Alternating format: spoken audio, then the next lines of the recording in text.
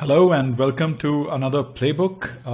This is another video in our series on mental models, and this particular video is on a bias that a lot of us have. It's called survivorship bias, and it has surprisingly very large impact on the world around us. We've sort of suffered as a result of the fact that survivorship bias exists in pretty much everything around us, right? So it's a very important mental model, and it's a super critical mental model for people in the product world to have, right? So whether you're a product manager, a designer, or a product engineer, this is a mental model you should be very careful of, and you should sort of keep in the back of your mind, and a bias that you should look out for.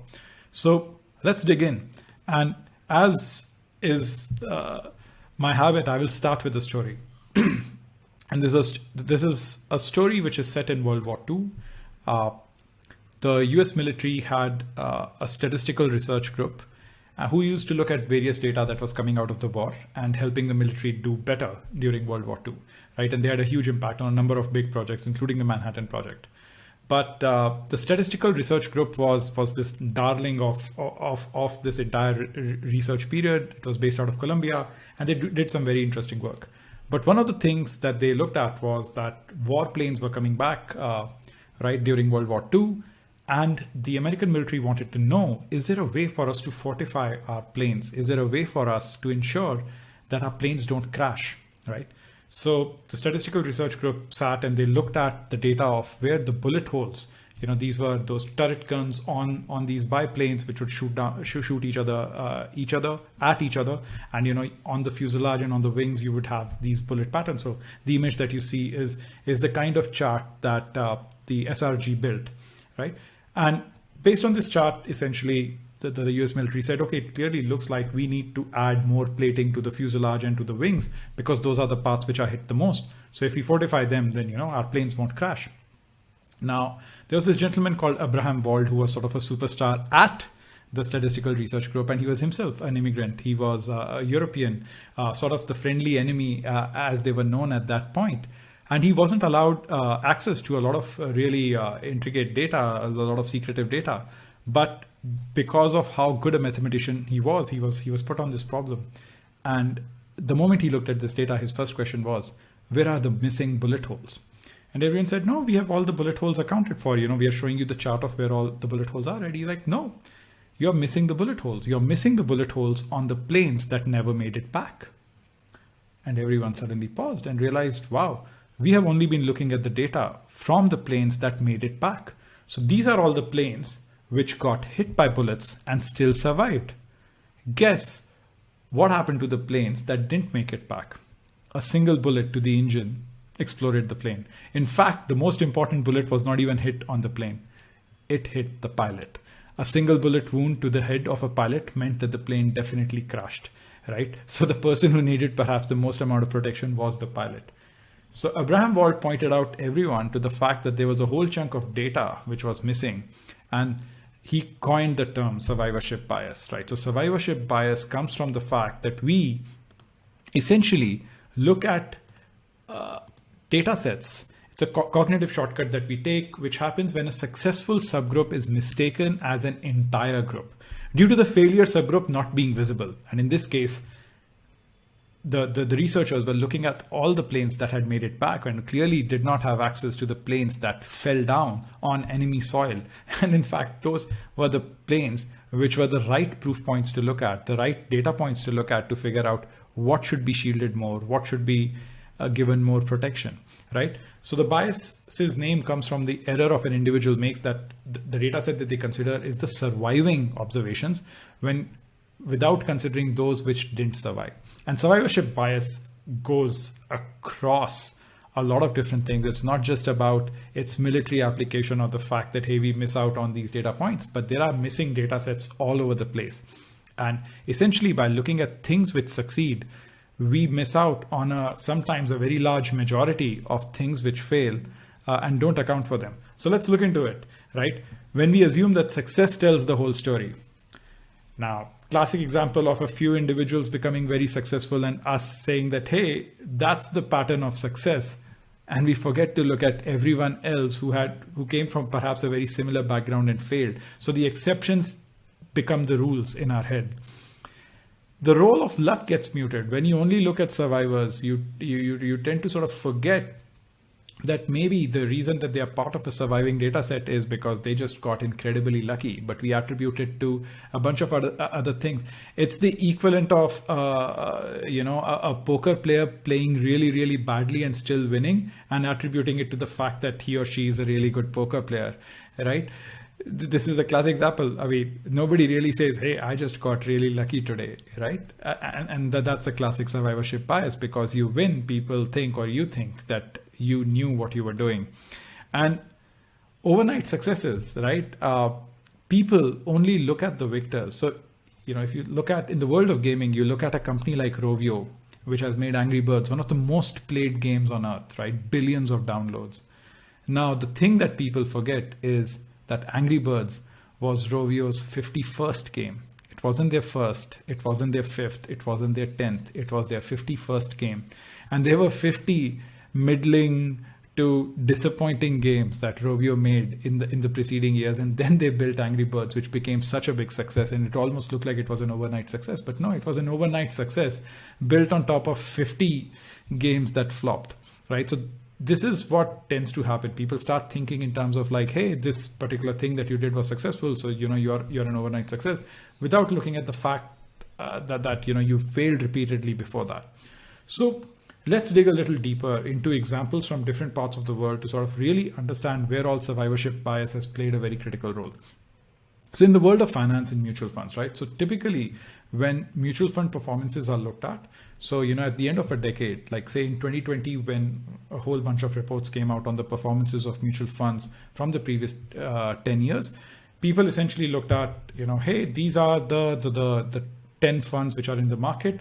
And they started in the last 10 years. So let's look at their performance. And they essentially makes it look like mutual funds as a class has done phenomenally well. Here's the problem. They looked at the mutual funds which existed in 2020 and looked back 10 years.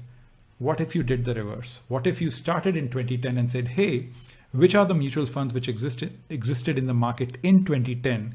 And let's look at their performance over the next 10 years. And you'd realize a bunch of them shut down through the years.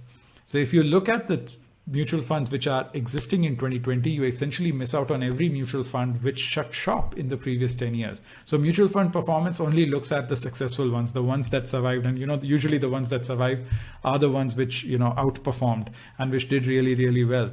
So great example of, and this looks very, it's very simplistic. If I now tell you that, hey, you should have looked at it from the start of the time period as opposed to the end of the time period, you're like, hey, that's very obvious. But believe me, every single report published in 2020 did this. So financial analysts do this all the time, where they only look at the survivor data, right? They only look at a part of the data and put out big reports which essentially say that, hey, mutual funds have outperformed everything else, right? So it's very critical for retail investors to look at things like that.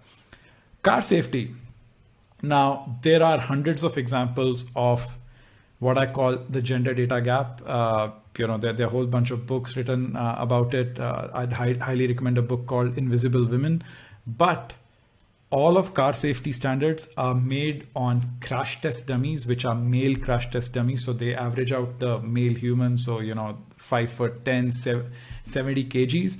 And it doesn't account for any female test crash dummy data. So essentially, cars are a death trap for women, and in fact, in